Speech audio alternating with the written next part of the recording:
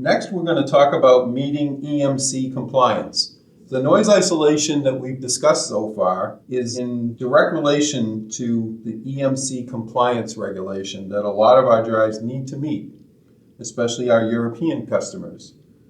Here are some specific points to remember in order to reduce noise emissions. Some of them may sound trivial, but can make a big impact on reducing noise. Number one, always connect the shield to the conductive and grounded mounting plate with a surface as large as possible by way of a conductive clamp. Number two, connect the shield directly to the corresponding device shield sheet. Instead of a shield sheet, the SMV has a conduit plate that is already bonded to earth ground. So if you're not using a conduit plate, make sure the grounded mounting plate is tied back to the SMV's earth ground.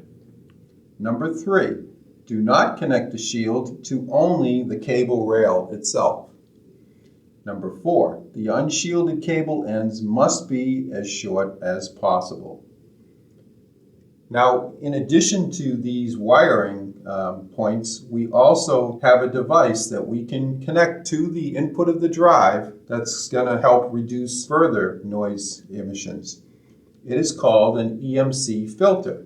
EMC stands for electromagnetic compatibility, but EMI and RFI is what these filters are reducing. EMI stands for electromagnetic interference, and RFI stands for radio frequency interference. I have a filter that would normally be used with this drive that would connect directly to the input terminals. These connectors would connect directly to our L1, L2, and L3 inputs, and this filter would be mounted as close to the drive as possible without violating its minimum space requirement. Each drive has its own minimum spacing, which typically is only about a ½ inch on either side. This filter is used to make sure that any high-frequency noise that the drive's output is generating does not get fed back onto the input line. It is a capacitive device, and the capacitor shunts high frequency to ground. Using this filter will ensure that any conductive noise in the high frequency range between 10 megahertz and 14 megahertz is attenuated, and the EMC compliance testing by the company that's conducting it for the particular machine will be met. Additional recommendations for motor cables I'd like to talk about next. Now, number one, use only shielded 4-core motor cable. So we have a separate core for our U, V, W, and PE connections that we've talked about. Number two, use low capacitance cables to reduce the discharge currents going out to the motor. The values depend on the cable cross-section for a particular drive.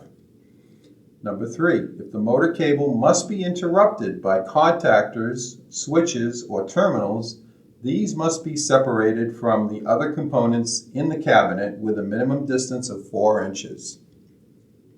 Number four, these cables must also be installed close to the mounting plate as the ground reference potential, as loose cables act like an antenna. Number five, cross the motor cable vertically, or rather perpendicular, to your mains and control cables. Number six, remove any unnecessary cable lengths and reserve loops, and this will reduce coupling capacitances and inductance. Now there's some additional recommendations for control cables.